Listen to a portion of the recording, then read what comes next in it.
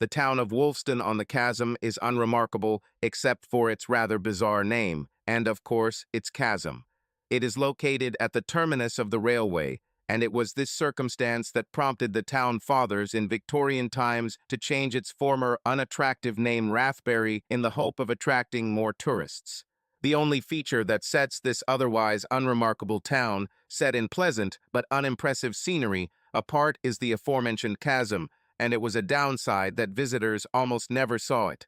Even on the sunniest summer days, the bottom remained stubbornly shrouded in fog, and during the rest of the year, this fog often thickened to a state that made it difficult to see the abyss, sometimes even obscuring the approaches to it.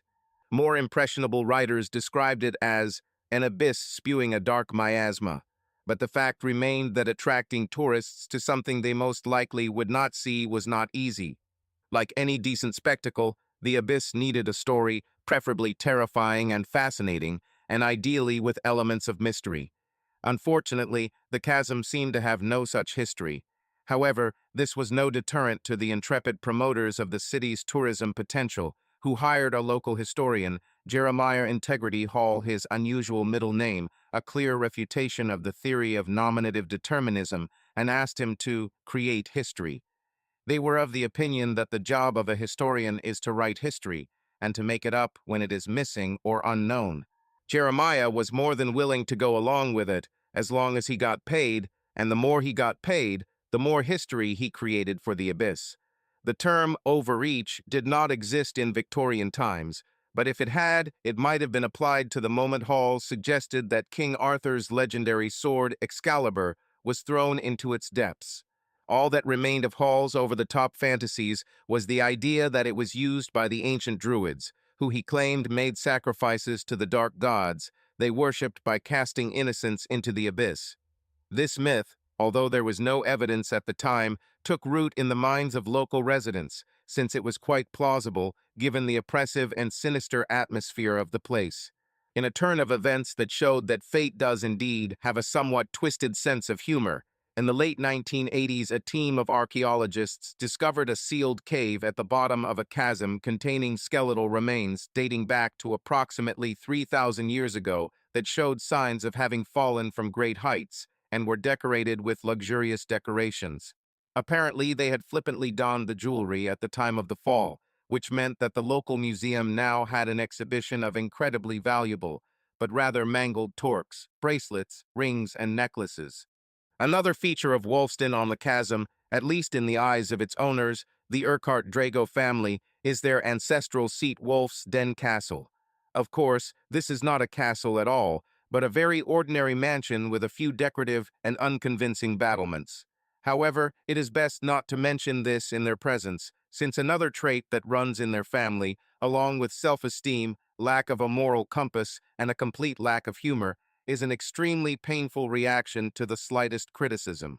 Like many other already wealthy families, the Urkhart Dragos were greatly enriched by the compensation the British government paid to former slave owners when they abolished the institution.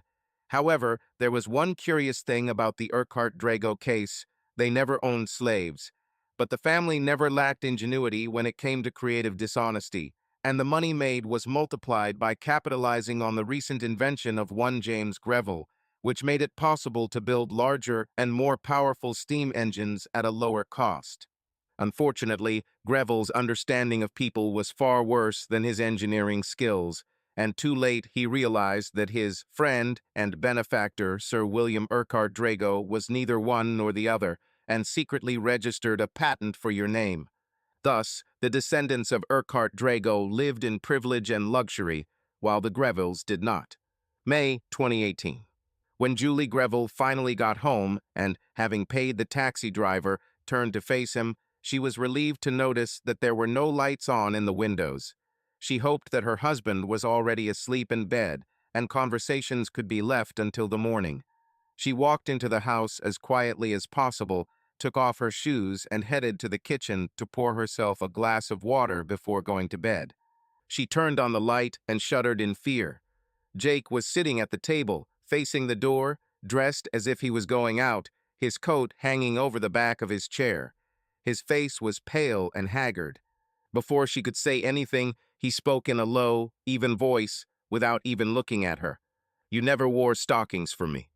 Julie was taken by surprise. An almost empty glass stood in front of him. Apparently, there was whiskey in it, and Jake almost never drank spirits. The bottle of whiskey they had was a gift and had remained virtually untouched in the 6 months they had received it. She tried to think of something to say, but he spoke again. "Even on our wedding night, you didn't put on stockings for me, but you didn't put them on for him." Julie went cold. Her brain stopped working. When she spoke, it was without any hesitation. "Who are you talking about, Jake?" He still didn't look at her, and his voice remained low, almost monotone. "You never wore stockings for me, but you did for your date with Henry Urkhart Drago."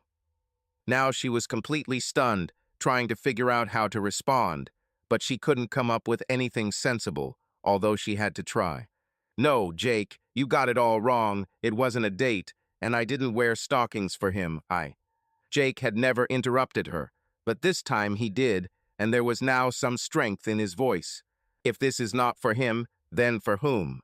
Because as far as I saw, it was just the two of you in that bar." Julie began to realize how bad it looked and foolishly tried to answer. "Were you following me? Were you spying on me?" She expected him to be at least a little defensive, but she quickly realized her mistake. "Yes, I tracked your phone. I discovered that you are now Henry Urkhart Drago's personal assistant after some brilliant detective work and a visit to your company's website. And even though you know what he did to me, you chose not to tell me about it, and then I began to wonder. Even when I gave you the chance to tell you, you didn't want to, and every time I tried to be affectionate with you this week, you rejected me." Julie suddenly felt her world turn upside down, and she began to realize how bad it looked in his eyes and how badly he was hurt. "No, Jake, you got it all wrong, He slammed his hand on the table, not very hard, but enough to make her flinch. She was even more stunned because it was completely different from her gentle husband. He continued as if he had not heard her words. "And so tonight my wife, who has barely touched me all week, goes out on a date with him, in stockings that she never wore for me." Julie began to feel a real panic, and at the same time her thoughts returned to how wrong she was in thinking that she was the perfect wife when she could never do such a simple thing as put on stockings for the man she loved. How could she not know that this was important to him? But she should at least try to save the situation. "Jake, it wasn't a date, it was just a work meeting. Several people just canceled at the last minute. I know it looks bad, but you have to believe me, I would never." He hit the table again, a little harder this time, and raised his voice to a higher pitch. "Stop lying, Julie. You went to his house, the two of you. I think you discussed the annual report or the latest marketing data." Now she felt something like despair. "Jake, I know it looks bad, but the thing is, Carol was supposed to take me home, but she refused, and Henry offered me a ride, and then said that he needed to pick up something from the house, and that was along the way, and—" She fell silent before he interrupted, suddenly realizing how ridiculous it sounded. Henry was really stalling for time at home until she lost patience and called a taxi, which of course took time at such a late hour. Jake's voice returned to the low, even tone that started it all. "And so you went to pick up something at 11 in the evening and returned after 1 in the morning." For a moment, Julie couldn't continue, knowing that anything she said, even if it was true, wouldn't be taken for granted, and she couldn't blame him for that. She tried to approach him, hoping that a physical gesture would help when words could not, but he beat her to it, standing up and putting on his coat. She had rejected his attempts to get closer, and now he was responding in kind. She thought he was dressed to go out because he had been outside earlier in the evening, but now she realized that he was actually going to leave, that he was leaving. "Please, Jake, don't go. I know I ruined everything, but we can work it out. I know it looks bad, but I didn't cheat on you. You have to believe me." Even to her own ears it sounded lame, and she had a nagging feeling that even though she hadn't slept with another man, she couldn't claim to be completely flawless. Jake walked into the hallway to the front door, then turned and looked at her, and for the first time his face fully reflected the pain he was experiencing. He could barely hold back his tears, and there was real, sharp pain in his voice. "Why, Julie? What have I done to deserve this? I know I wasn't a perfect husband, but what did I do to deserve this?" Without giving her a chance to answer, he walked out into the darkness. Julie stood there for a long time, feeling a mixture of heartbreak and a sense of injustice in a situation that made her look so bad, even though it wasn't true. A few minutes later, she tried to call Jake, but his phone was turned off. She wanted to leave at least a voicemail, but didn't know what to say. She sent a message asking her to return home. Jake walked aimlessly at first, but then his legs carried him towards the bridge.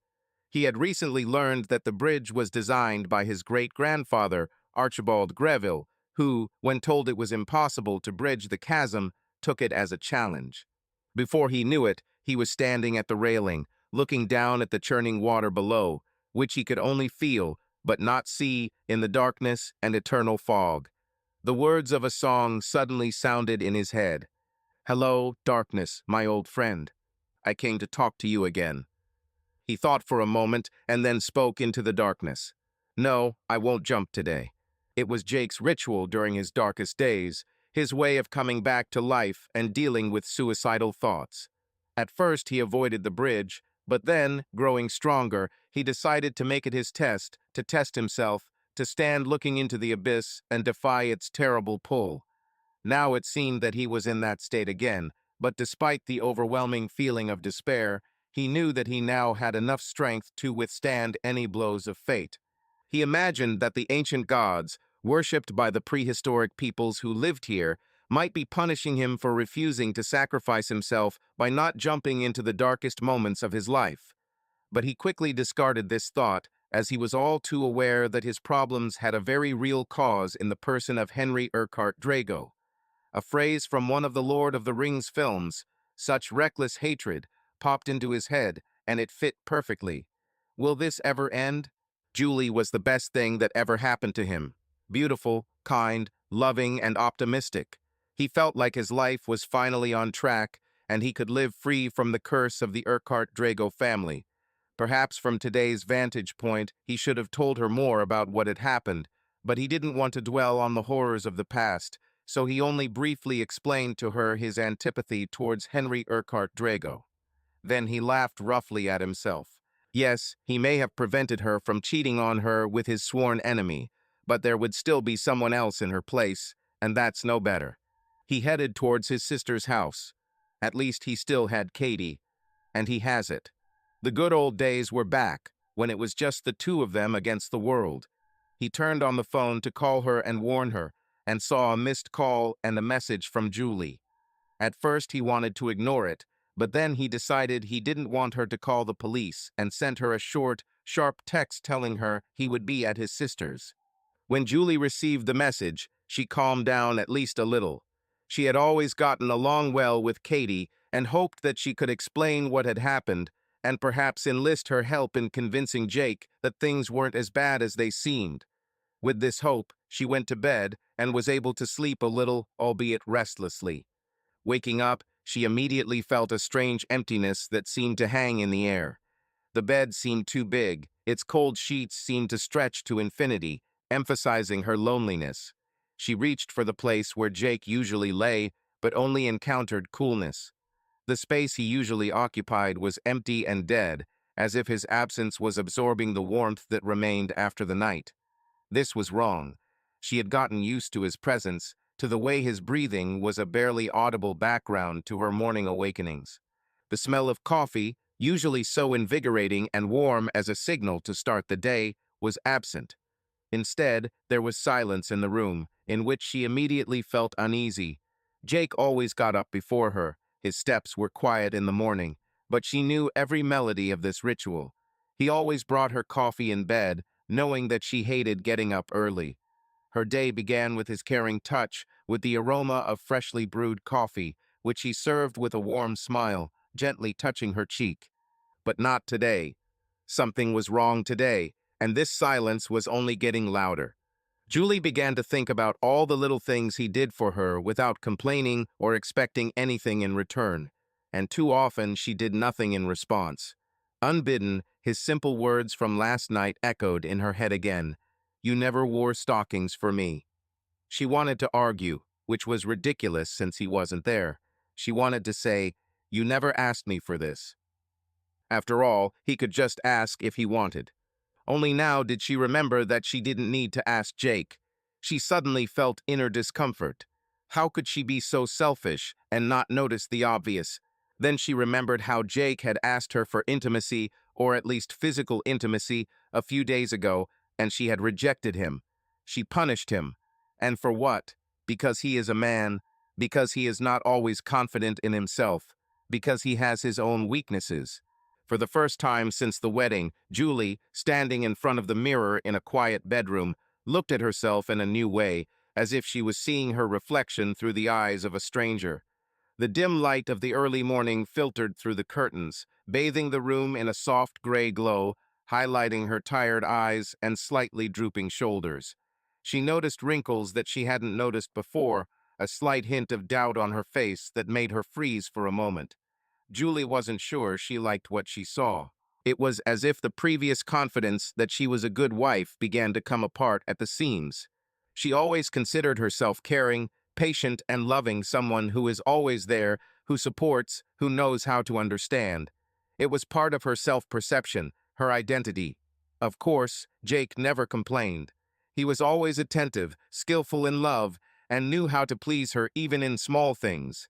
Either bring a bouquet of her favorite flowers for no reason, or arrange a romantic evening to dispel her bad mood. He was a man who knew how to care, and she was used to considering herself worthy of this care. But now, as she looked at herself, doubts crept into her head. Perhaps she took it all for granted. Maybe her attention to Jake was not as sincere and deep as she thought. Did she really not notice his hardships and internal battles, too immersed in her own thoughts and experiences?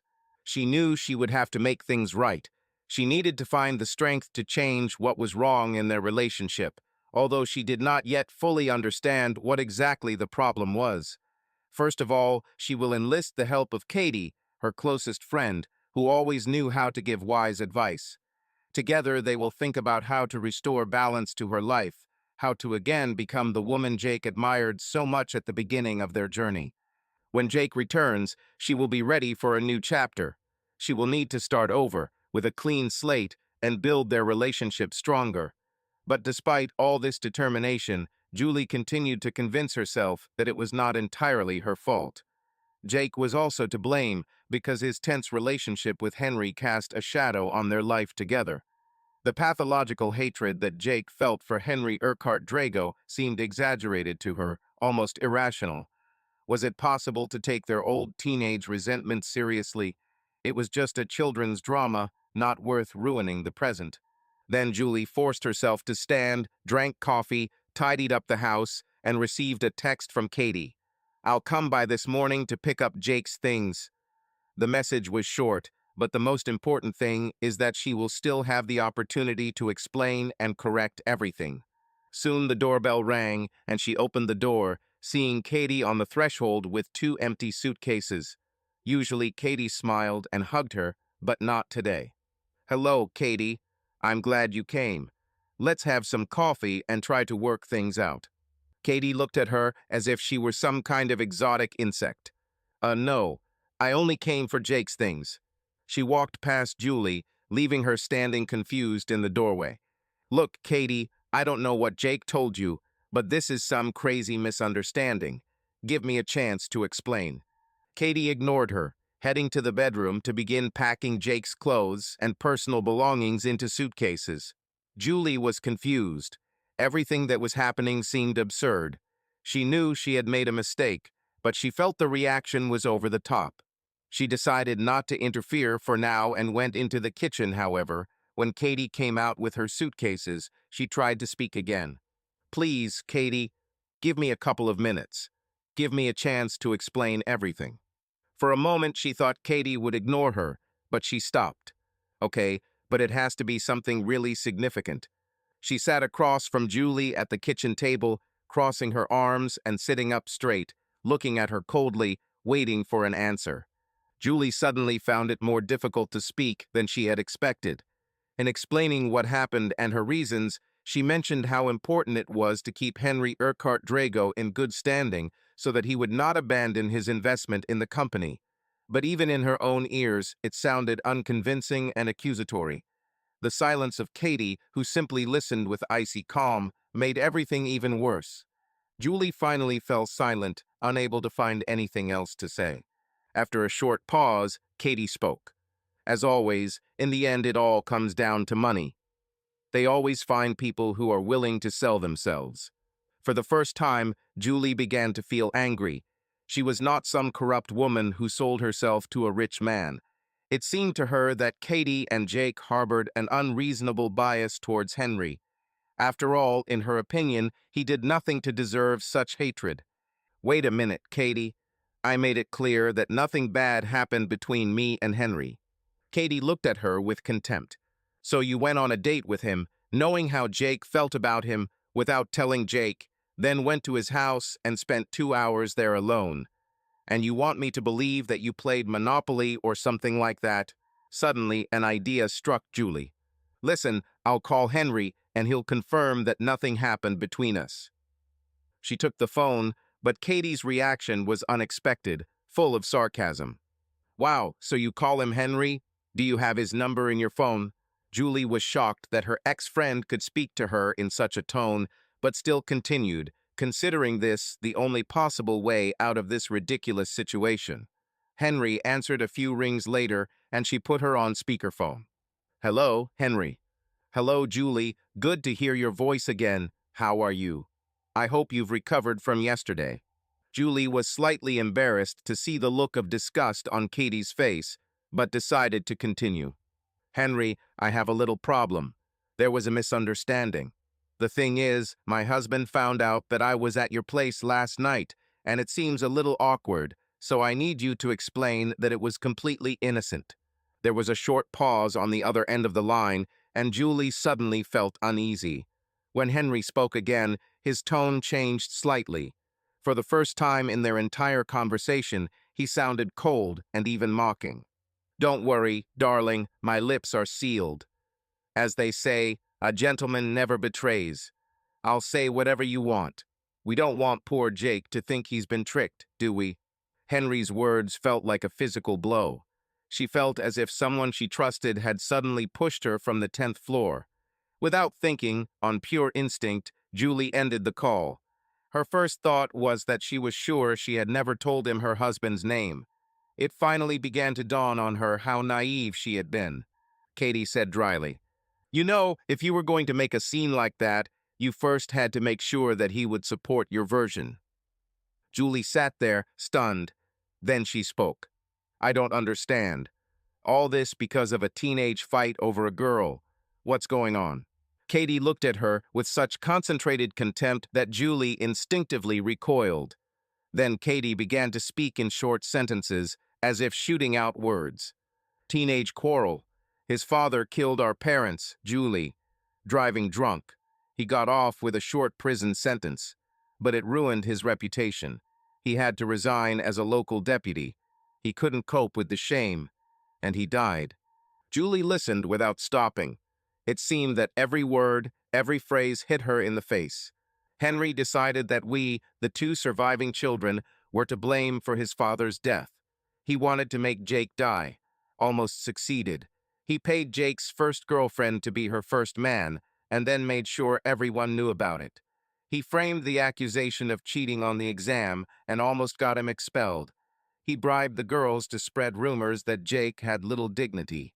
When Jake found a girlfriend, Henry learned that her parents were tenants of one of his family properties. He threatened to evict her and forced her to sleep with him, filmed it, and sent it to Jake. By this point, Julie's face had become chalk pale. But you know what, Julie? Jake managed somehow. Most of all, he held on for me. It was just the two of us against a cruel world. But what almost broke him was what they did to me. Once at a party, Henry's friends slipped something into my drinks and then took advantage of me. Henry was also among them, and they took photographs. There was nothing I could do. They were all ready to swear that I agreed. By this point, Julie was feeling sick and starting to feel sick. Then Katie added with obvious contempt in her voice. And you just made me hear that bastard's voice again. Julie wanted to beg her to stop. It was too much. What they did to me almost killed Jake. He went to the bridge. You know which one? The one above the abyss. The same one that they say that the ancient pagans made sacrifices by throwing people there. He was about to jump. I arrived there and spent 2 hours trying to persuade him not to do this.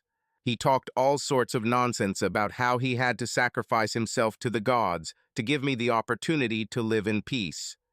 In the end, I threatened that if he jumped, I would do it too. And to be honest, I had similar thoughts myself. Katie looked at her with a challenge full of contempt and added, "So, Julie, this is your teenage quarrel." By this point, Julie was completely numb. All she could squeeze out was, "But why didn't he tell me?" Katie laughed bitterly, a laugh without the slightest hint of amusement. "I think he wanted to put it behind him, start a new life. And I probably didn't want to burden you with this whole dark story. And how did that help him, right?" Katie stood up without another word and walked out with her suitcases. Julie remained sitting at the table, unable to move. How could she be so incredibly stupid? This question flashed through her head over and over again, like a painful echo that haunted her. How could she be so blind and not see the obvious? She felt like the whole world was collapsing around her, and there was no way out of this labyrinth of guilt and regret. Everything seemed lost. Every decision she made, every action she took was right, now looked like a series of unforgivable mistakes. And although she had the tempting thought of placing all the blame on Henry, because now she clearly saw that he was a truly evil man, a manipulator who skillfully dragged others into his games, it was not enough. Yes, Henry was the embodiment of evil, but that did not relieve her of responsibility. The real pain was that she could have thwarted his plans in a simple but important way, being a good wife to Jake. After all, it was so simple, to be honest, to be caring, not to hide anything from the man who always gave her his whole soul. Jake deserved so much more than she gave him. He was always a support for her, loved her unconditionally, supported her in all her endeavors, cared for her even when she took him for granted. All he ever wanted in return was her sincerity and attention. But instead, she plunged into her fears, her doubts, and, as it turned out, into a naive desire to please other people's expectations, neglecting the most important person in her life.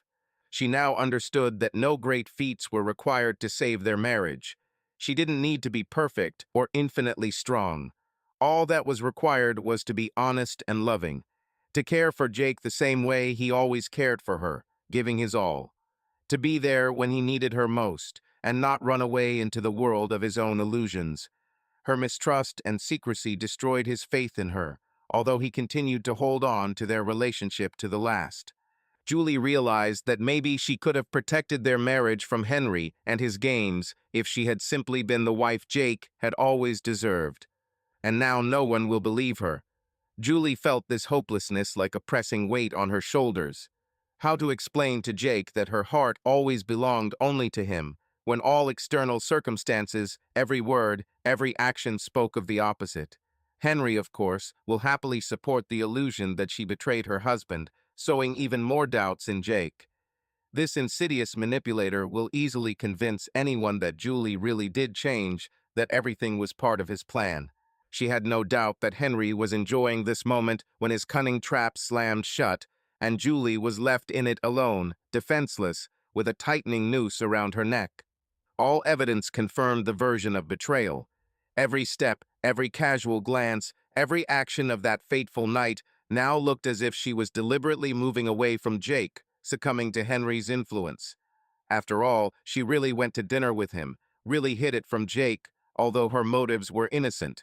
How can you explain the truth when the context itself works against it? Even the smallest gesture, like the new stockings she put on that evening, was now perceived as a symbol of her infidelity. She thought it was just a work meeting, but now all the details turned into incriminating evidence. How can she convince Jake otherwise now? How could she find the words that could erase the pain and betrayal that he was undoubtedly feeling right now? She knew there would be no easy excuses. Any explanation from her will sound empty, like another attempt to get out. How to regain his trust when even she herself was not sure that she could justify herself. Yes, there was no physical betrayal, but emotionally she had already betrayed him. By hiding the truth, avoiding openness, she allowed Jake to drown in his doubts and fears. But now, realizing the full scale of the disaster, Julie understood that words might no longer help. Her actions spoke loudest, and now she has to find a way to prove her love, not through empty promises, but through actions, through her every move and every look. But how to start this long journey if she herself didn't know if they still had a chance? As the day wore on, Julie's thoughts began to focus again on the injustice of what had happened. After all, she didn't really cheat on Jake. At the same time, having warmed up her condition with a couple of glasses of whiskey, despite the fact that she could not stand its taste, she began to feel sorry for herself. She decided to talk to her mother. At least she will understand and sympathize with her, perhaps even help, since she always got along well with Jake. Perhaps he would have listened to her. She quickly typed a short message to alert her mother of her arrival and boarded a train heading to her childhood village. The carriage was half empty, but Julie did not notice those around her. Her thoughts revolved around the upcoming meeting and what she was going to say. Outside the windows, autumn landscapes flashed scorched fields, sparse rows of trees, the bare branches of which were already losing their last leaves. Everything around reminded me of how quickly time is running out and how little time is left to correct mistakes. The train slowed smoothly as it approached the station, and Julie, taking a deep breath, stepped out onto the platform. She was overcome by a strange feeling of nostalgia, mixed with remorse. As she walked down the familiar street toward the house where she grew up, her pace slowed. Ghostly images of childhood flashed through her memory: a small, cozy house, a garden where she played with her father, an old apple tree under which they had picnics. Now these memories seemed so distant, as if from another world. Julie realized that it had been at least a month since her last visit, and it made her heart clench painfully. Her mother had always been reticent in her requests for help or attention, but Julie knew how much these rare visits from her daughter meant to her. After the death of their father, whom they lost 2 years ago, when he was only in his 50s, her mother must have felt lonely. Julie reproached herself for the fact that in the bustle of her problems she came so rarely. The loss of their father was a big blow for both of them, but their mother endured it with amazing resilience, although Julie now understood that she most likely simply did not want to show her pain. When she finally arrived at a familiar house with peeling white paint on the shutters, she had the feeling that she had abandoned not only this place, but also her connection with her mother. That rare occasion when she came here seemed to her like a duty, not a joy, and now this feeling of guilt tormented her even more. Her mother was a widow left alone in this house, and although she never complained, Julie knew that her silence was a shelter for the pain that she held deep inside. Her mother, as always, was delighted with the visit, but the first question was not entirely convenient. "Where is Jake? I somehow thought that you two would come together." It was true. Jake always enjoyed spending time with his mother-in-law, although women's conversations probably sometimes seemed boring to him. Julie lowered her eyes, finding it difficult to meet her mother's gaze. "No, you see, our situation is a little complicated. I need to talk to you." After these words, she suddenly burst into tears, and her mother hugged her just as she had done when Julie was a little girl. When she finally calmed down, washed her face, and sat down at the kitchen table, the traditional place for all serious conversations in front of her, as always in such situations, was a mug of hot tea, this unshakable English remedy for all ills. Julie began to lamely explain what had happened. What was unusual was that her mother didn't just listen. She periodically interrupted her with questions that sometimes seemed aimed not at comforting, but rather at making Julie feel even worse. "Julie, how did you even end up working for this scoundrel?" I tried to refuse, but then Mr. Bilson, our managing director, came and literally begged me, saying that only Urkhart Drago could invest money to save the company from bankruptcy, that he wanted to work in the company personally for a couple of weeks to understand situation, and that he specifically asked me to be his assistant. Now, remembering it, Julie realized that there was something apologetic in Bilson's tone, and he somehow avoided looking into her eyes. Then she thought that this was her chance to finally get that promotion that she had been promised for a long time, but was never given.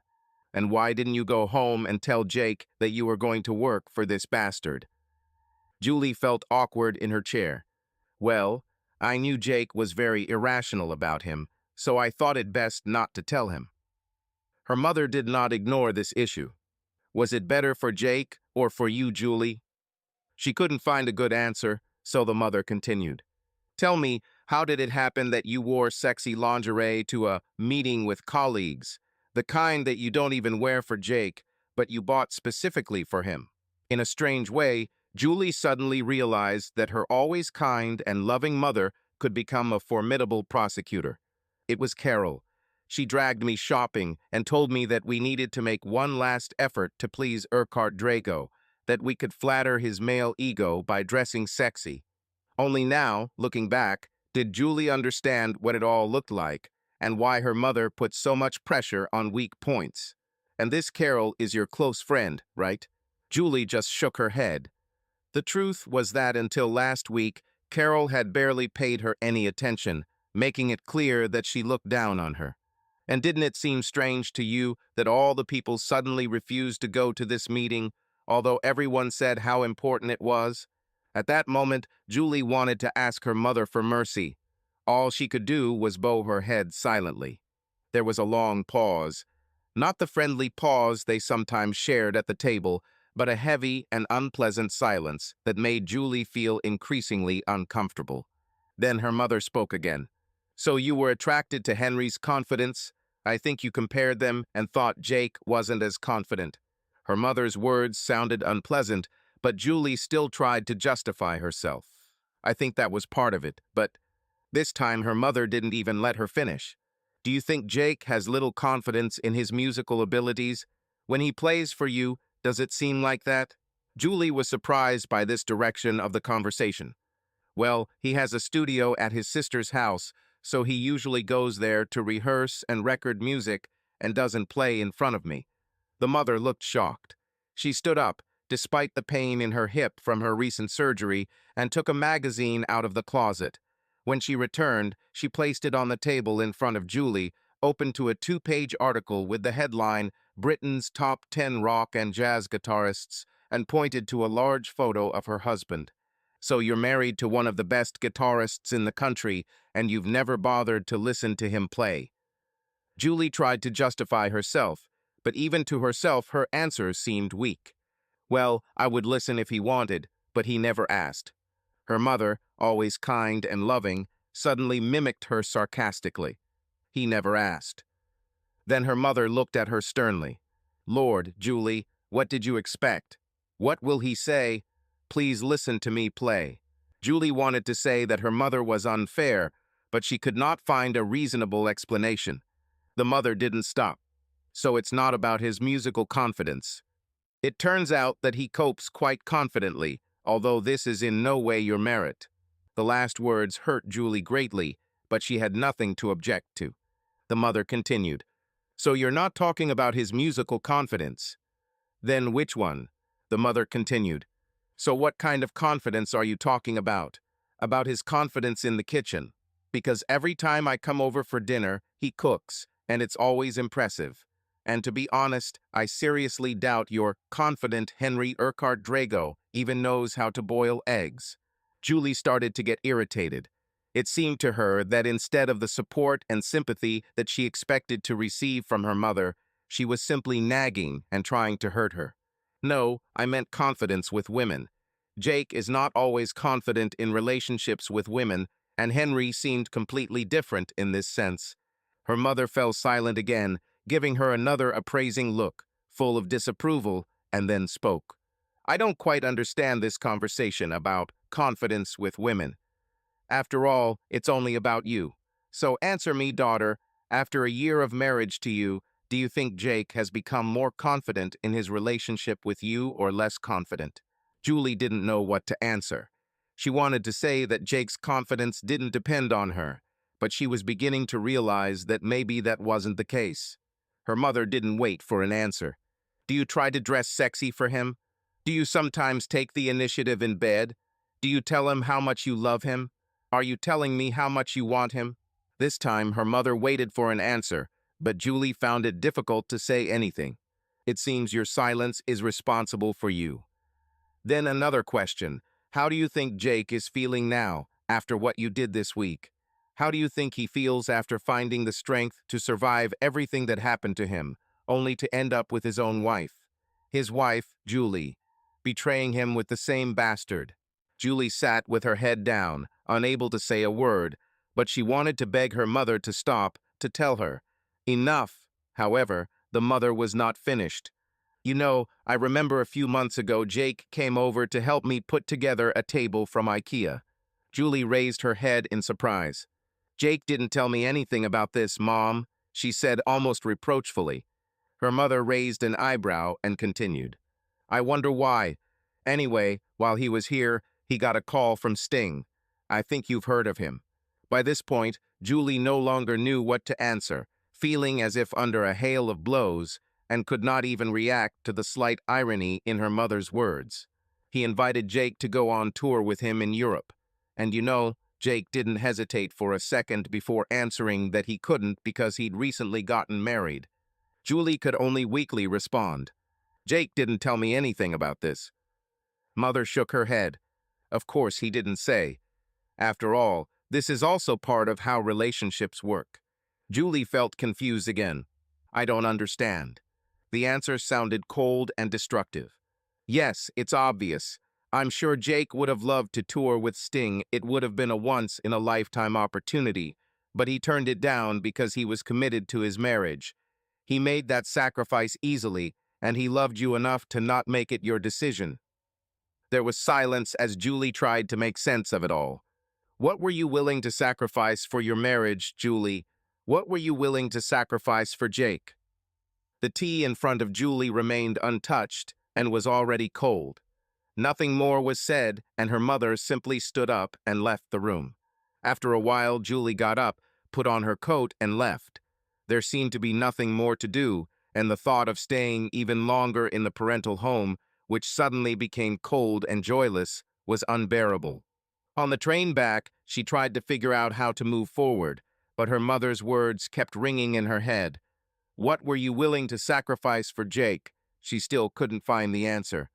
Returning to their apartment, their empty, quiet apartment, she went straight to the bedroom and lay down on the bed, still dressed, even with her shoes on. Her gaze caught on the framed photograph. This was a photo Julie took when she was still an amateur photographer. She even won several competitions. She gave it up for some stupid reason that she couldn't remember now. The photo was of Jake at the beginning of their relationship, before marriage, thoughtful and vulnerable. She used to look at this photo almost every day, kissing it as if it were a talisman, not believing that this wonderful, talented man wanted to be with her. When was the last time she even noticed him? Now she looked at the photograph in a new way. Julie sat and began to fantasize about a future in which she somehow managed to get Jake back. In this future, she would never take him for granted again. She'll ask him to play for her and become his biggest fan, even encouraging him to go on tour. She will begin to appreciate his quiet strength, his ability to endure the unbearable and still love, and she will reward him for being like that in every way possible. She will wake him up every morning with sex. She will force herself to get up at some inhumanly early hour and bring him coffee. She will wear only sexy lingerie for him, including stockings if he wants, even on the hottest days, and will never refuse him sex, no matter how, nor was it inconvenient. But she knew that it was just a dream of a future that would never happen because she destroyed it. Monday turned out to be worse than Sunday. Jake wasn't there, and there was no morning coffee until Julie forced herself to get up and make it. How many times has she made coffee for Jake in the morning? You could probably count it on your fingers. She noticed the unwashed cups, plates, and glasses, but was too apathetic to do anything about it, the mess cruelly accentuated by the sunlight streaming through the glass doors. Julie wasn't going to work. It was an unconscious decision. She didn't call, didn't take sick leave, and didn't have any contact with the office at all. It simply seemed unthinkable. She will never go there again. Her phone rang at 9:37. She looked at the screen and saw that it was Carol from her office. She ignored the call. The phone rang again at 9:43. This time she answered. Yes, Carol tried to be cheerful and enthusiastic. I noticed that you're not at work, honey. Everything is fine? No. Carol fell silent, a little confused. Julie was sure that the call was not her idea, and someone asked her to call. Are you sick? No. Will you come to work? No. Now Carol felt clearly uncomfortable. Maybe there is something. At this point, Julie lost her patience and ended the call. She didn't realize how time passed. The doorbell rang. It was 11:26. Julie went to open it. Standing in the doorway was her company's managing director, Peter Bilson, looking a little awkward in his suit. Hello, Julie. Can I come in? No. She even began to enjoy saying it. Then she realized that it would have been better if she had learned to say the word a week or so ago. He was stunned and didn't know how to react. Julie realized there was little about him other than his suit and his title. Are you going back to work? No. He was starting to look worried now, but she spoke before he could ask another question. When I told you that Urkhart Drago and my husband had a rocky relationship and that I didn't want to be his assistant for a week, you told me to sacrifice myself for the team. Julie saw him become even more nervous. Look, maybe you misunderstood me. I didn't mean that you need. She interrupted him, shocking him. Oh, I understood everything. He asked me, didn't he? Bilson literally retreated, and she resisted the urge to laugh, although laughter would have been devoid of any amusement. How could she even respect this coward? Well, I assumed he had good reasons. I didn't know. She interrupted him again. He was clearly not used to being interrupted by his subordinates, and Julie could see how hard it was for him to hide his irritation. She realized that he was truly frightened, torn between the potential scandal and the wrath of Urkhart Drago. You didn't know because you didn't want to know. You told me it was only for a week and that I didn't need to tell my husband about it. And I was stupid enough to do that. And then you posted on the damn company website that I work for him. He flinched at the way the word damn escaped her lips. Before he could find an answer, she continued. Well, I sacrificed myself for the team. He was almost comically confused. Julie then added, it looks like my marriage was also sacrificed for the sake of the team. In the past, she had sometimes been annoyed when Jake called managers suits and secretly wished he was more like them. Now she understood what he meant. Bilson was nothing without his suit. Losing her patience, she simply closed the door, not slamming it, but enough to send a clear message. He looked worried as he walked away. He brushed the toe of one of his polished black leather boots against a gate post, ruining its perfect appearance, a fact he noted irritably as he climbed into his BMW. Julie watched him drive away. This meeting roused her to action, but soon the apathy returned, and she sat down again at the kitchen table. Nothing else of note happened on her day, and her office no longer contacted her. On Tuesday morning, Julie was still in the same state, in the same position at the kitchen table. Her phone beeped, snapping her out of the darkness. It was a message from her mother.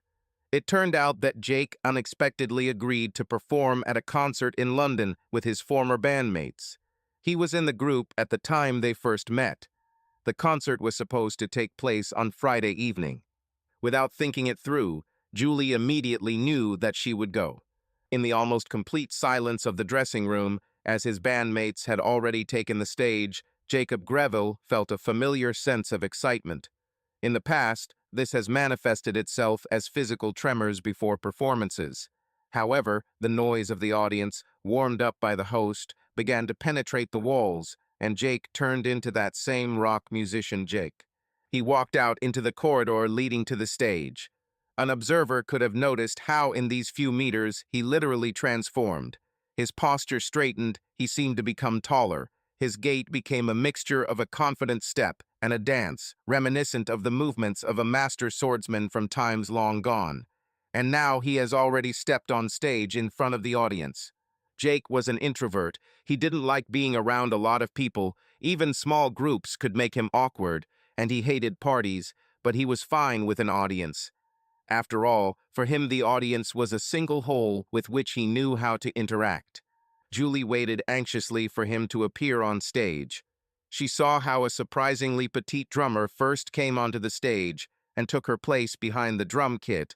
Then a strong guy appeared and picked up a bass guitar.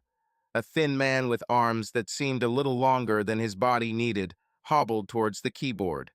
She began to wonder if she had made a mistake and if Jake would not perform at all, or if perhaps he was in no condition to play and had pulled out at the last minute.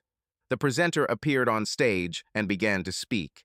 At first, Julie didn't pay attention to him, considering him unimportant. But then his words began to sink in.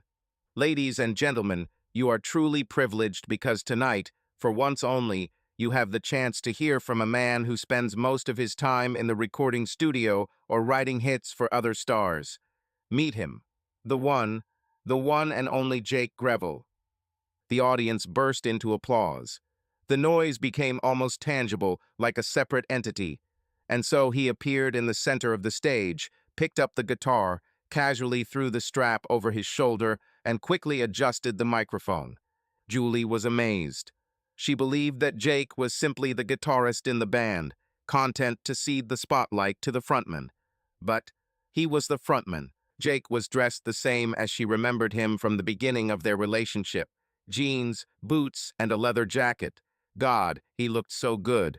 She remembered with shame how she had once insisted that he wear a suit, saying that was how grown men should dress, and how awkward he had looked at a formal meeting in her office.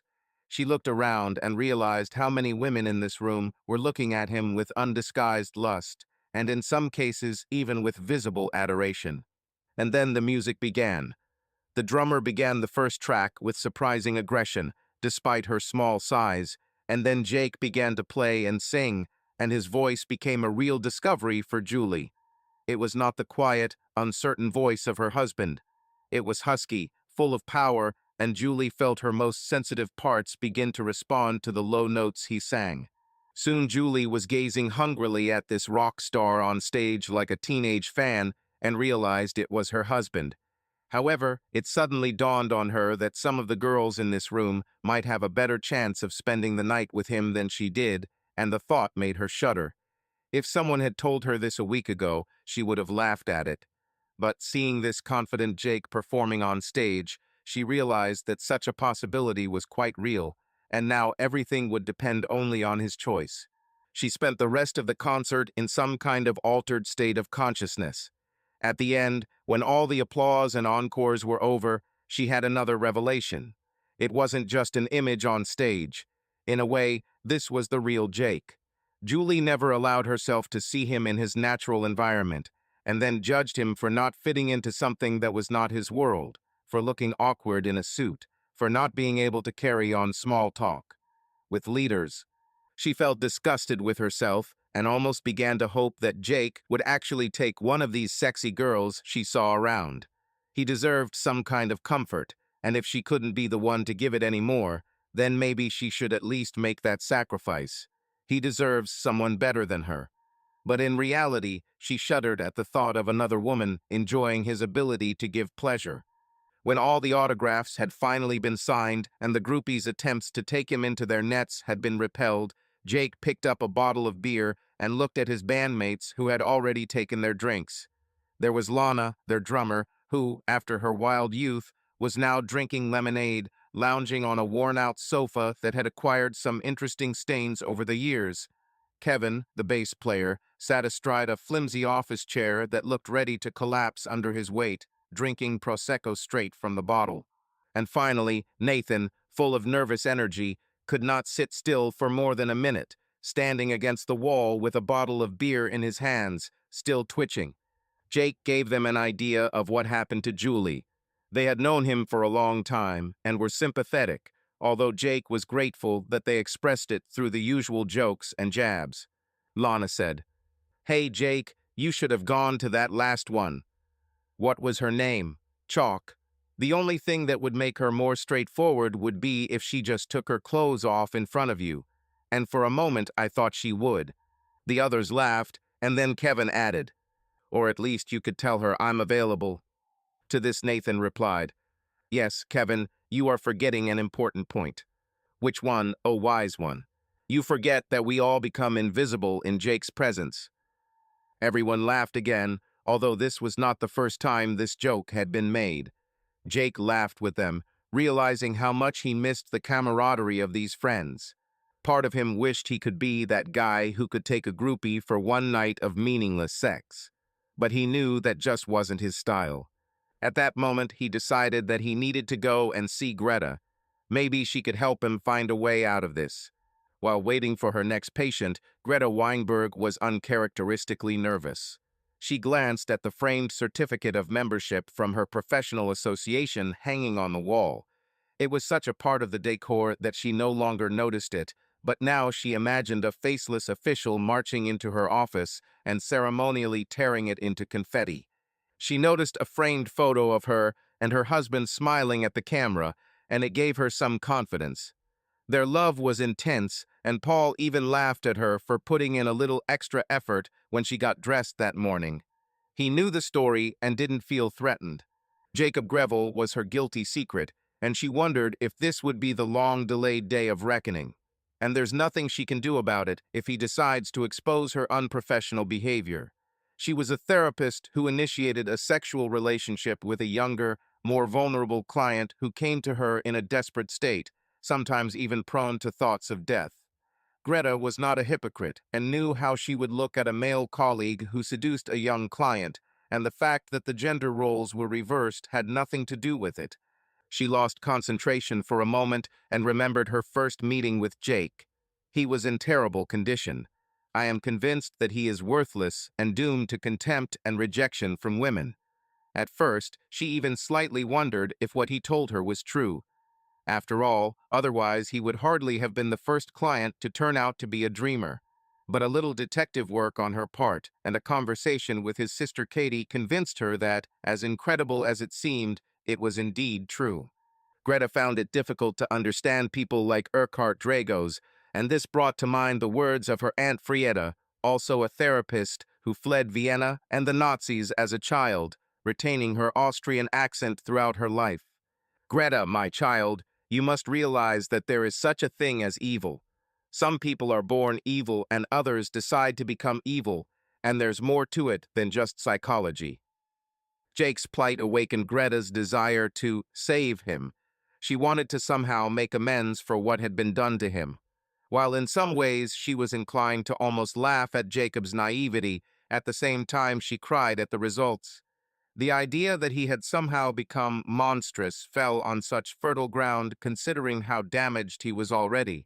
Greta's initial help was to use her various contacts to arrange solo gigs for him in some of the small clubs and back rooms of pubs, making sure that there were at least a few of her appreciative and supportive friends in the audience, developing that aspect of his work.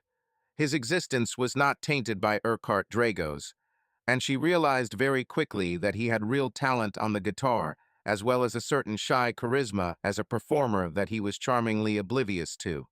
Greta was too self-aware to pretend that beginning a sexual relationship with Jacob was an act of admittedly unprofessional self-sacrifice. He was sweet and shy in his own way, and she was not immune to the attraction of a rock musician.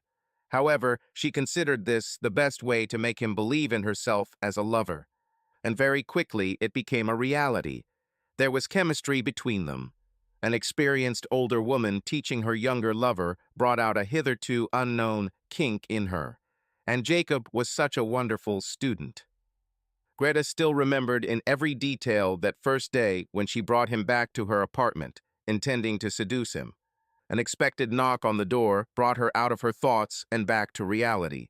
Greta squared her shoulders and, ready to accept her fate, invited him inside. Jake, who entered Greta's office, was remarkably similar to the young man she knew 6 years ago. But there were also differences. He was a man now, and his posture and body language conveyed more confidence than before. Greta was shocked to feel a physical response to his appearance, and with an ironic grin, she looked at her wedding ring to remind herself of the husband she loved very much. Then her eyes fell on the ring on Jake's finger, and she felt a tiny pang of disappointment. In all the years since they ended their relationship, she had never felt such a response to other men. But then she began to feel the same again. She pushed away these thoughts, invited him to sit down, and, trying to keep her voice even and professional, said, "Before we begin, Mr. Greville, I want to apologize for what I did when you were my client. It was completely unacceptable for me to begin a sexual relationship with you. This is entirely my fault.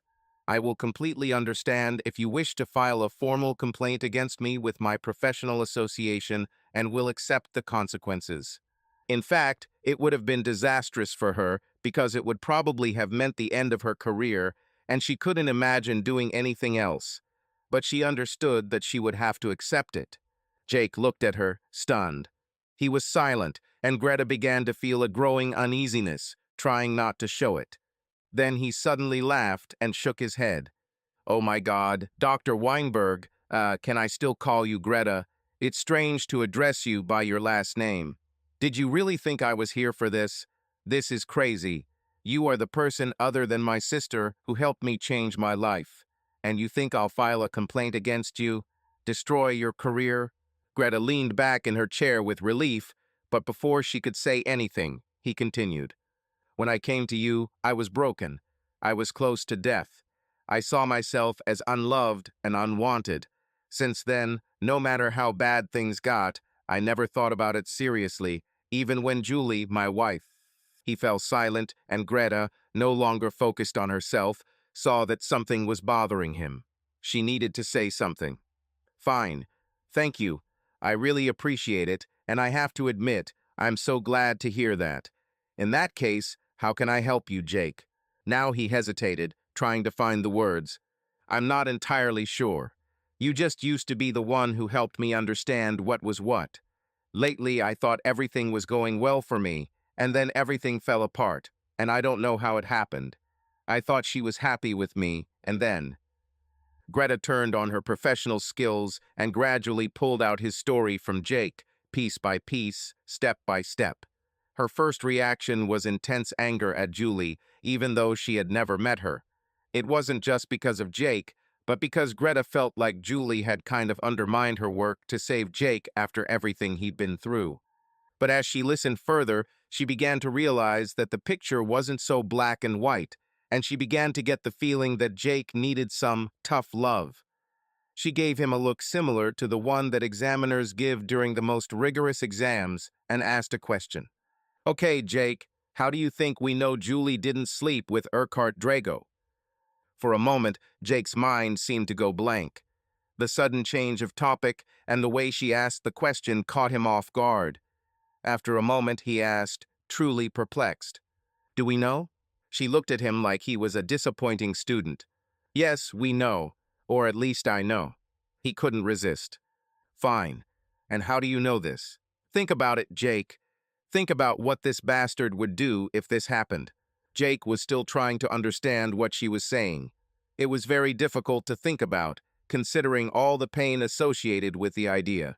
Greta tried to take a different route, which initially confused Jake even more. "Jake, did you study Shakespeare at school?" "Yes, Othello." Greta smiled like a teacher who heard the correct answer. "Bingo. I hope you remember the main story." "Yes, in general." "So tell me, did Desdemona really do anything wrong?"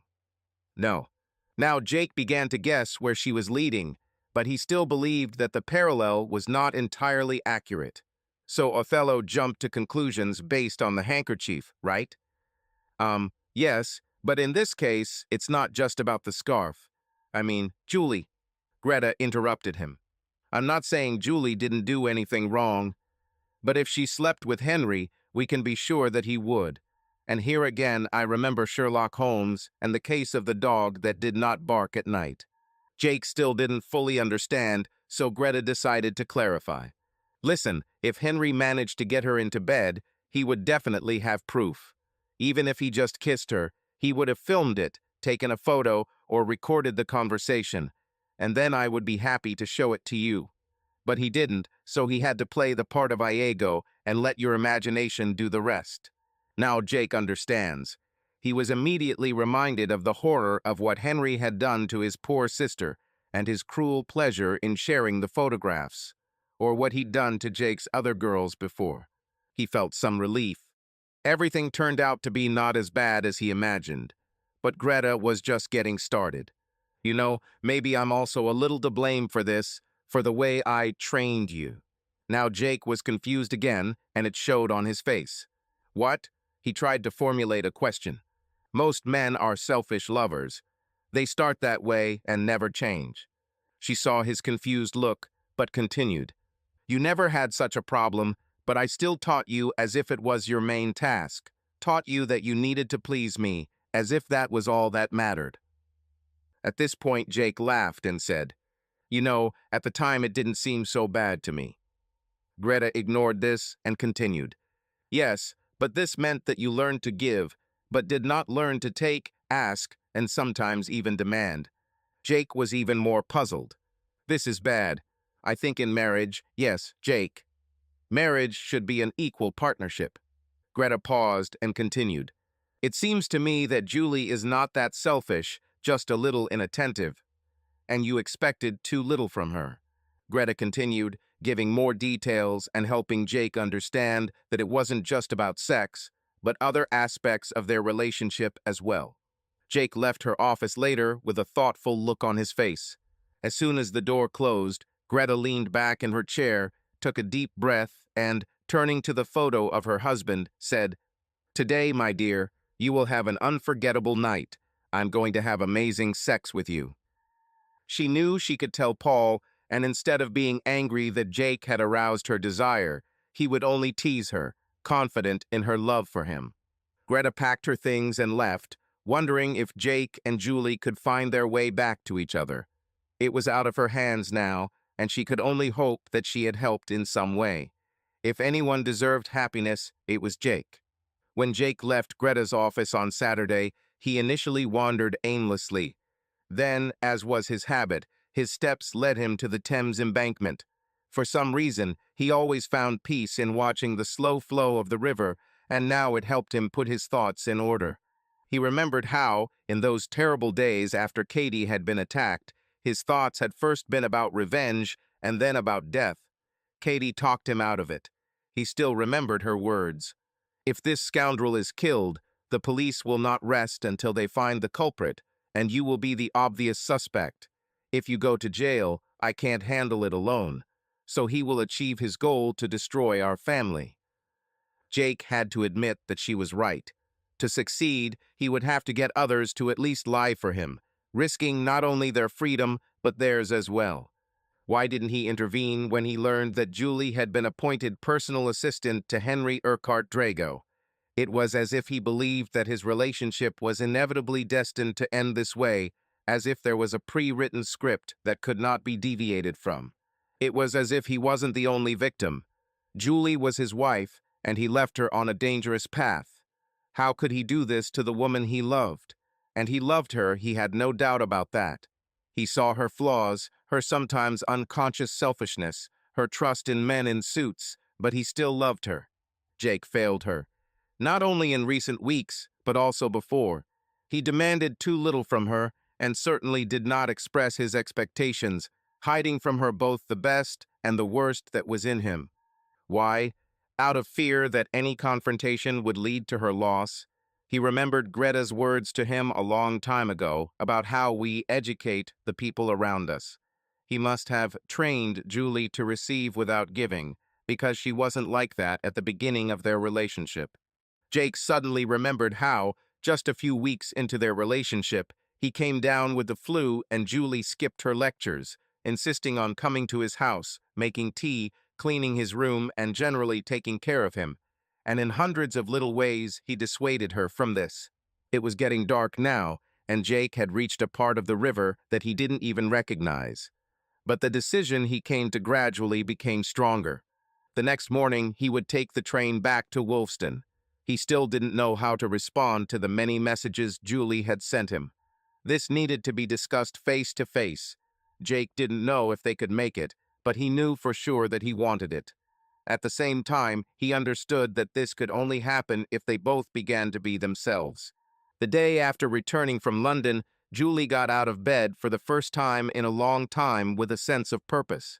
After drinking coffee and eating toast, which she deliberately overcooked because the bread looked slightly moldy, she went to look for her camera. It had once been her pride and joy, always on hand in case there was a chance to take another prize photo, but it had sat at the bottom of the closet, forgotten, for over a year. She charged the battery, showered, got dressed, and headed out into the woods, camera in hand, leaving the house, which she had carefully cleaned the day before to rid herself of the traces of a week of despair. Julie also left her phone, no longer wanting to answer calls from work, and no longer trusting that Jake would ever answer her messages. Julie realized the irony of the situation.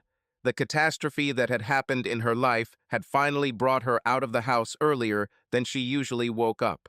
Although the sun was already high, the forest was still shrouded in the remnants of fog rising from a nearby chasm, creating the perfect atmosphere for her style of photography. She spotted a rainbow beetle slowly climbing up a moss-covered stump and crouched patiently, waiting for it to reach the top so she could get the perfect shot, the beetle standing out clearly against the murky depths of the forest behind it. While she waited, Julie was able to think about her situation a little more clearly. The threat to her marriage came not only from the events of recent days. She always knew deep down that Jake was successful. After all, he was the one paying for the mortgage. But she turned a blind eye to this. Why?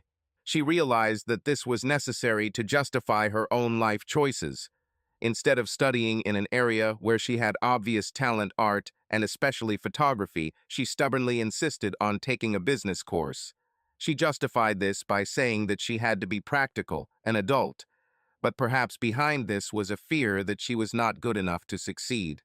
To make this choice seem right, she created an image in her mind of Jake as an unrealistic dreamer who needed someone like Julie to keep him grounded. This may have explained why she was so reluctant to listen to him play the guitar. After all, this would make her hard-to-find idea about him even more dubious.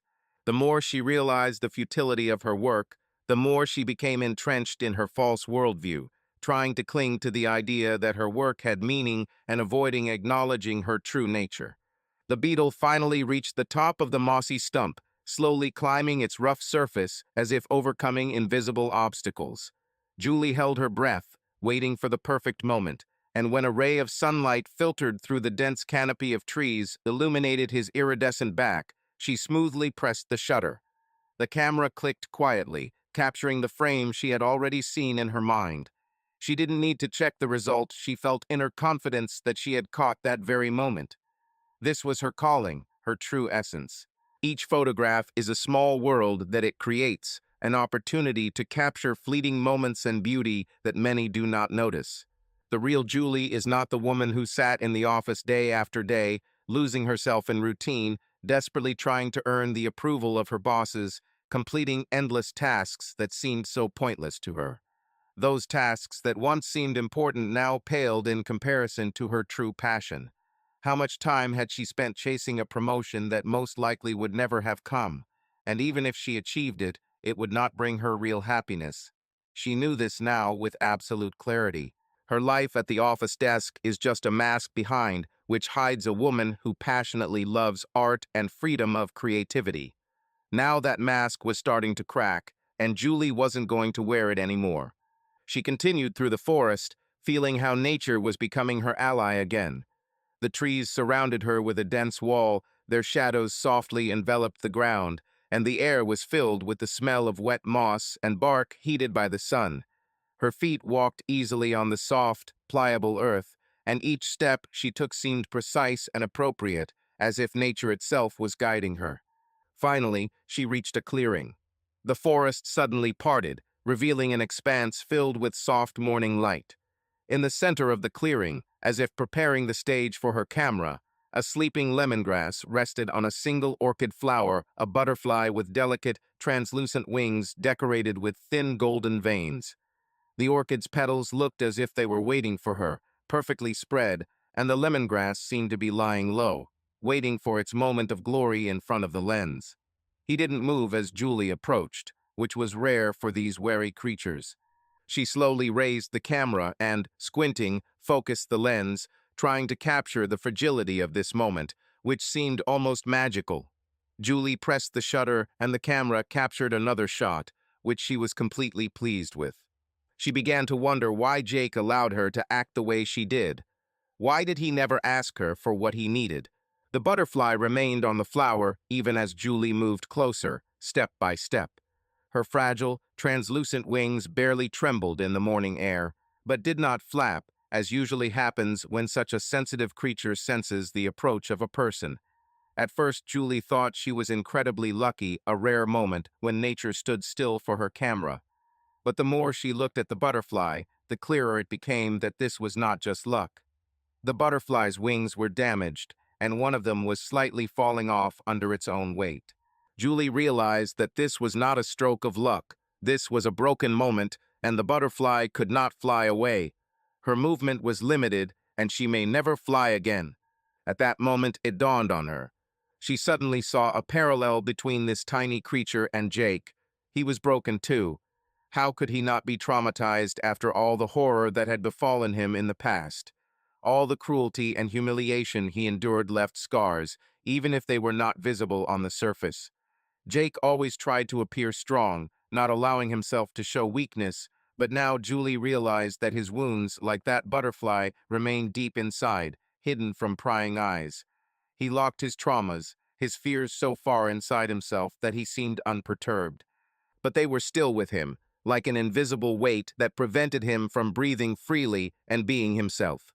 And Julie realized that this was stopping him from asking for what he really needed. Jake never demanded attention, care, or recognition from her, not because he didn't want to, but because perhaps he didn't believe he was worthy of it. Like that wounded butterfly, Jake could feel that his wings could never lift him up again. He probably didn't believe that he deserved to be loved, and that anyone could serve him with the same devotion with which he always tried to serve others, even if it had to be his wife. She realized that he was afraid to ask for love and care, believing that it was better to cope alone. He is used to being the one who gives, but never the one who receives. If Julie could have been an unseen witness to a meeting taking place at the same time in her company's conference room, she might have felt some grim satisfaction.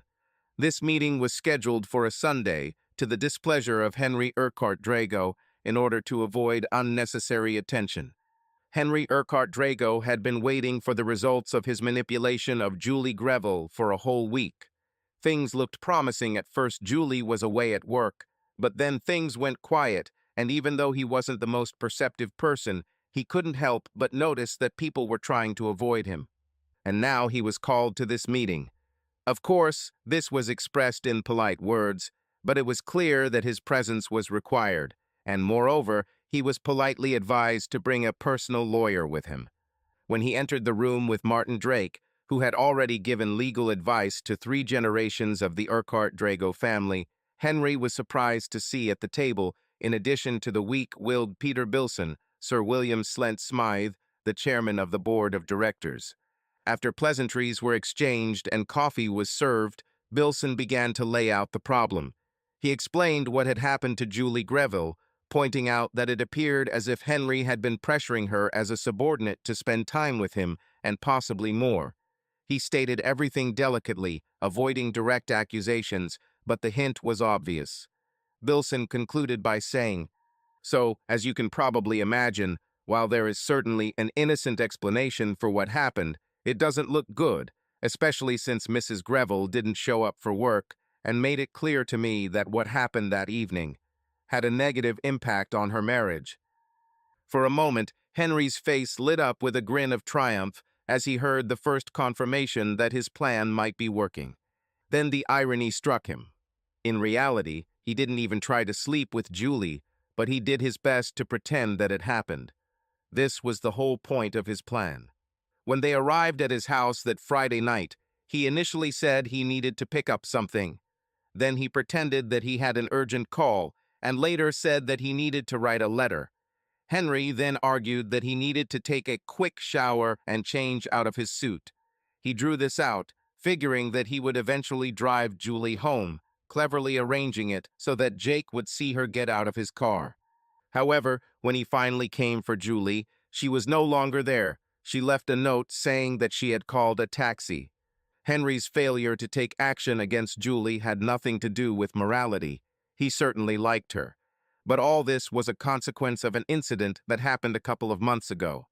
Then he got one girl drunk and brought her home, intending to have sex with her, as he had already done with many others. However, when he undressed, her alcohol-dulled inhibitions disappeared, and instead of admiring his status and wealth, she laughed at the sight of him. Although Henry was not particularly given to self-reflection, this incident made him wonder, didn't all the girls he was with think the same thing, just not daring to say it out loud? He could no longer get rid of this thought. Since this happened, he has no longer exposed himself in front of women. However, Henry also felt that despite Julie Greville's stupidity, she still would not betray her husband. Then Sir William Slent Smythe coughed to attract attention. For the first time, he spoke. "You know, Henry, given what I've been told about your insistence that Mrs. Greville be appointed your assistant despite her obvious reluctance, and also given that you made it clear to Miss Carol Edenfield that she could expect a promotion if we'll provide certain services in this regard, you must understand that you have placed both yourself and the company in a very precarious legal position. I hope you can prove that this is all legal." As often happened when he was under pressure, Henry began to look for someone to blame. His gaze settled on Bilson. "You know, Bilson, I think you were the one who pressured her to work. For me. How was I supposed to know she would have a problem with this? My motivation was solely to provide an opportunity for a promising employee." The answer took him by surprise. "Yes, you are right, Mr. Urkhart Drago. What I did was clearly a mistake, and as a result, I have offered my resignation to the council. However, the fact remains, it was you who organized everything so that she ended up at your home." Damn it! Why did this person suddenly decide to become so principled right now, when it was so inopportune? Before Henry could say anything, Silent Smythe continued Bilson's thought. "Obviously, if Mrs. Greville can confirm that nothing inappropriate happened, then this situation can be resolved without too much difficulty. However, until then, it is better for you not to appear in the office, and of course, under no circumstances try to contact her. Is that clear, Henry?" Henry had to agree, despite his inner rage. After all, Silent Smythe was too powerful a man to be intimidated. It looks like he did a great job of exposing himself to suspicion of sexual harassment. His only option now was to hope that Julie Greville would confirm his innocence. There was a certain tinge of irony in this. Having escaped punishment for the things he had undoubtedly done, Henry could now face serious consequences for the things he had not done. But Henry Urkhart Drago was one of those who never laughed at himself, only at others, and therefore did not find any humor in this situation. If he had been a wiser man, he would have noticed that his lawyer was suspiciously silent throughout the meeting. Meanwhile, Jake reached Wolfston shortly after noon and quickly covered the short distance from the station to their home. As he approached, he repeated in his mind what he wanted to say to Julie. He wondered for a moment whether he should ring the doorbell, then dismissed the idea as ridiculous and inserted the key into the lock. Without any conscious intention, Julie headed down the slope towards the abyss. Although she didn't think about it, the air gradually became colder and the fog thickened around her. Even at this late time of day, there were still remnants of fog in the hollows, indicating that she was approaching the abyss. The colder and wetter the air became, the gloomier her mood became. The day before, while still in London, Julie visited an upscale lingerie store, daring to go in, believing that it was unlikely that anyone would recognize her there. She bought enough beautiful but completely impractical lingerie to fill an entire drawer in their bedroom. However, now she was thinking about how unlikely it was that she would ever get the chance to wear those underwear for Jake. As she walked down the slope, Julie kept hearing her mother's words in her head. What were you willing to sacrifice for Jake? And she still didn't have an answer to this question. Jake finally made it to Wolfston, where he was greeted by an empty house. He assumed Julie would be there, waiting for his return. He was sure that they should talk face to face. But what he didn't expect was that the house would be empty. For a moment, he thought about what to do next.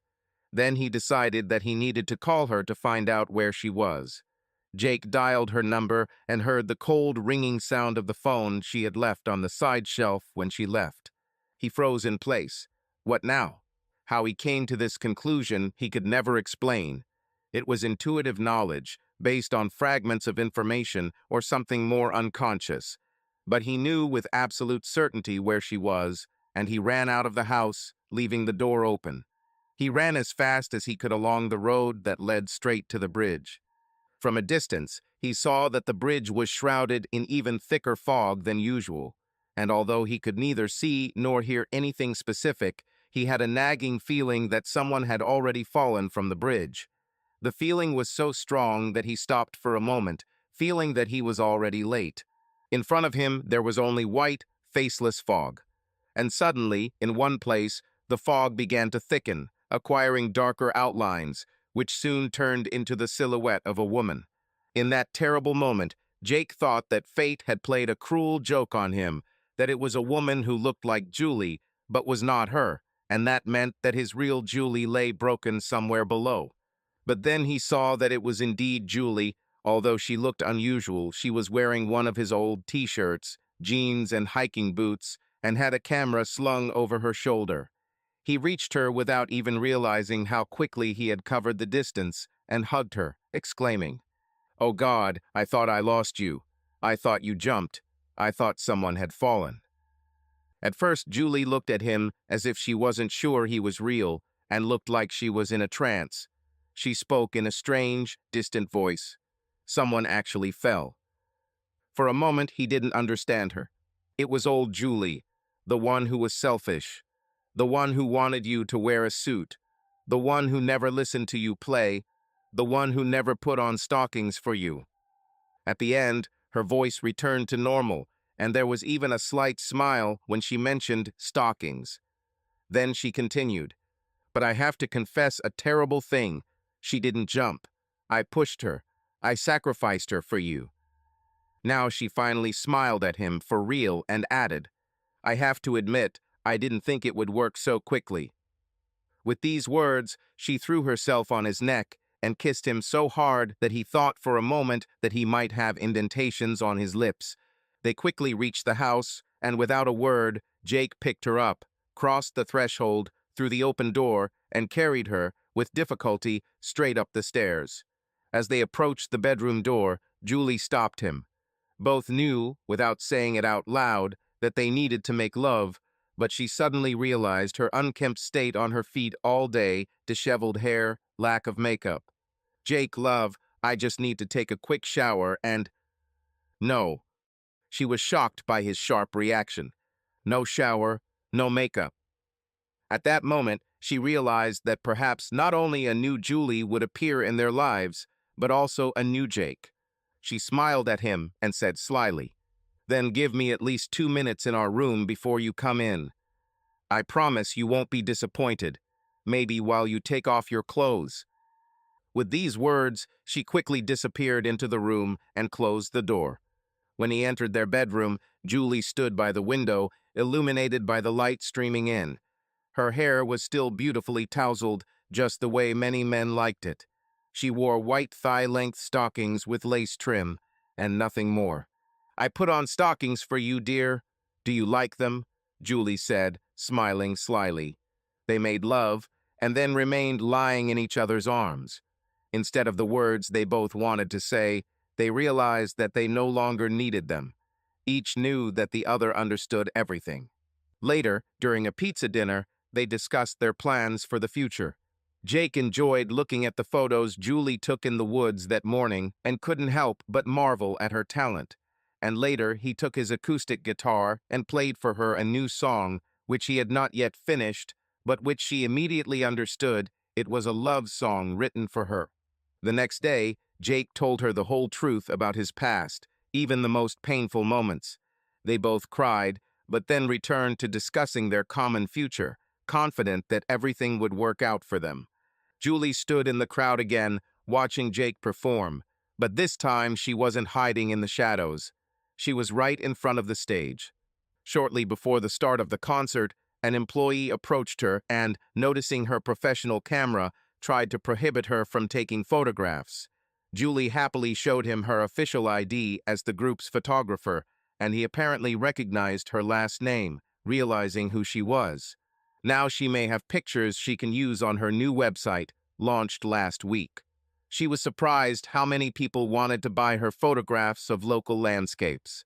Jake just smiled smugly and said, "I told you so."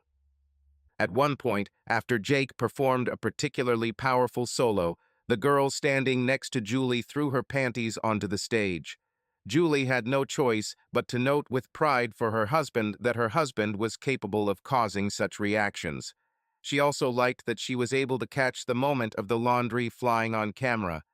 This photo probably won't end up on the site, but maybe she'll frame it and hang it up at home to make fun of Jake. At the end of the concert, Jake returned to the stage alone with a 12-string acoustic guitar and addressed the audience. "I usually write songs for other artists, but today I want to play one of my new songs. My great-grandfather built a bridge across a chasm that was considered insurmountable, and perhaps his example inspired me. This song is dedicated to my wife, Julie. It's called Chasm and Bridge." With that, he sat down on the edge of the stage, a few feet away from Julie, and, looking directly at her, began to perform the beautiful, touching song that she had already heard the first time he played it just for her. By the end of the song, tears were streaming down her cheeks, but when she looked around, she noticed that she was not alone. After the audience asked twice for the song to be performed again, and the applause finally died down, a girl standing next to Julie suddenly broke the atmosphere by saying, "Crap, he has a wife." Julie couldn't help but laugh and, trying to remain serious, replied, "It seems to be true, all the best ones are already taken." Henry Urkhart Drago looked once more at his expensive, state-of-the-art GPS device, annoyed that it couldn't sense his disgust, or rather fear, of the bridge over the chasm. But he knew that this was the only route that would allow him to get to the location of the midnight meeting on time, and although he usually considered punctuality to be something for the little people, it was better not to anger the assassin right now. This thought made him smile slightly. However, it was worth it to finally get rid of the Grevilles and stop worrying that someday, waiting for the right moment, they would take revenge on him. No, his family did not reach their heights for many generations, passively observing what was happening. He will prove himself worthy of Urkhart Drago's legacy. He had already tried being careful, but it didn't work. Instead of committing suicide as he had expected, Jake forgave his wife, and their marriage seemed to only get stronger. Why doesn't life go according to the script he wrote? He even had to come to terms with humiliation. Salvation from possible serious legal problems came thanks to the fact that Julie Greville wrote a statement in which she confirmed that he did not force her to do anything. And this bitch refused to take the money he offered her or the company. And to top it all off, Jake is now famous thanks to the international hit The Chasm and the Bridge. Henry felt like fate was mocking him, trying to force him to swallow a moral lesson. But this time, everything will be different. He glanced at the nondescript black bag lying on the passenger seat, neatly containing packages of 100,000 pounds of cash. Henry thought it would be cheap, even at twice the price, to finally get rid of Jake and his sister, ending their line forever. Then he could set about restoring the Urkhart Drago family to their rightful place in the world. Without this annoying hindrance, he will be able to fulfill his destiny. In a few years, he will become a member of parliament, and perhaps in 10 years, prime minister. Now, all that was required was to come up with some simple populist idea that ordinary people would fall for. Henry thought about what formalities should be observed in negotiations with professional killers. Is it possible to demand specific methods of murder, or is it better to entrust this to the professional opinion of a mercenary? He also wanted Jake to know who ordered his death. It would have been ideal to be present, but Henry was sensible enough to know that it was too risky. He will have to give up this pleasure. No one can say that he is incapable of self-control. As he approached the bridge, his speed increased, as Henry wanted to get across it as quickly as possible and leave it behind him. Only when he had almost reached the bridge did he notice that the fog that usually hung over him had become even thicker, so much so that it was barely possible to distinguish the opposite side. However, judging that there was unlikely to be another car on the road at such a late hour, he did not slow down, even though visibility was getting worse every second. He entered the bridge at over 70 miles per hour when suddenly the headlights of an oncoming car appeared ahead. He instinctively turned the steering wheel sharply to avoid a collision. The force of the impact caused his SUV to break through the guardrail on the bridge, and he fell down. At that moment, Henry felt as if he had been falling his whole life, waiting for a bottom that seemed not to exist. From the Wolf's Den Gazette. The driver of the van, who was in the oncoming lane, stated that an oncoming vehicle suddenly appeared despite ideal visibility conditions, which is extremely unusual in an area where there is often fog. The car suddenly turned off the road and crashed through the bridge fence. Police confirmed that there were no traces of alcohol or illegal substances in the deceased's blood. So far, they have not been able to find out why he was carrying a large amount of cash with him and why he made his trip so late. Henry Urkhart Drago was the last of an ancient family, and as he died without a will, it may be a long time before his rightful heirs can be discovered.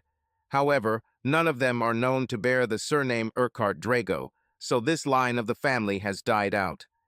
The next morning, Julie and Jake ate breakfast in the kitchen, where sunlight softly filtered through the windows, bathing the room in a golden glow.